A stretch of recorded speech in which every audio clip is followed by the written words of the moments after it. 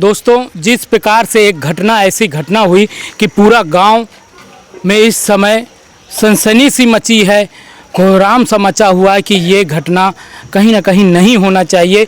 एक बाउंड्री निर्माण कार्य है, मैं अपने कैमरामैन से कहूँगा कि दिखाएं।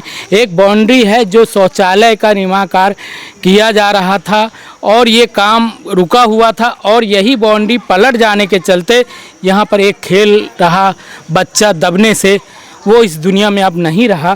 और ये जो शौचालय है, ये शौचालय इस विद्यालय जो सरकार का ये विद्यालय है, मैं अपने कैमरामैन से कहूँगा पास आ जाइए। ये विद्यालय है जहाँ पर बच्चे शिक्षा लेने आते हैं और यही विद्यालय में बच्चे पढ़ते हैं और इन्हीं बच्चों के लिए ये शौचालय बनाया गया था। और जब ये शौचालय बनाया गया था इसीलिए बनाया गया था कि बच्चों को शौच क्रिया करने में समस्या नहीं होगी। और आप देख सकते हैं ये शौचालय का निर्माण कार्य अधूरा है और इसी की बाउंड्री अचानक पलट गई और इसके चपेट में एक लड़का गांव का आ गया। आ जाने के कारण वो इस दुनिया में अब नहीं रहा और उसके परिवार का रो रो कर बुरा हाल है। उनका साफ कहना यही है कि ये इस बाउंड्री के चलते हमारे बच्चे की जान गई है और इसका जिम्मेदार कौन है, ये सवाल उठ रहा है कि अगर बाउंड्री इतनी जर्जर बनाई जाएगी, विकास कार्य किया जाएगा, तो अगर इस प्रकार की घटनाएं होंगी तो जिम्मेदार कौन?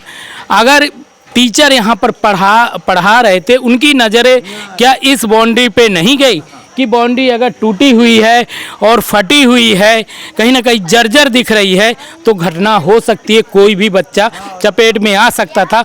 यहाँ के गांव के जो निवासी हैं, आसपास के लोग हैं, क्या उनकी नज़र इस बाउंड्री में नहीं गई कि ये कभी भी हादसों को निमंत्रण दे सकता है? आपको मैं बता दूं, थाने के सामने जर्जर एक पेड़ भी है, पूरा सूखा हुआ पेड़ है। 33,000 वोल्टेज उस पेड़ के ऊपर से गई हुई है। उसी पेड़ में 33,000 वोल्टेज की तार भी बांधी गई है। वहीं पर बैंक है, बैंक के सामने भी पूरा जर्जर पेड़ है, सूखा हुआ पेड़ है, कभी भी उसकी भी डाली गिर सकती है। खबर चलाने के बावजूद भी, खबर दिखाने के बावजूद भी आला अधिकारी इन विषयों में ध्यान नहीं देते। इसी प्रकार से घटनाएं जब हो जाती हैं तो लीपापोती करके मामले को शांत कर देते हैं। क्या जिंदगी जाने के बाद लीपापोती करना सही है? किसको सज़ा मिलेगी? क्या उस टीचर को उम्र कैद मिलेगी कि इस विकास कार्य के चलते दुर्घटना को दिखाते हुए मामले को रफा दफा कर दिया जाएगा?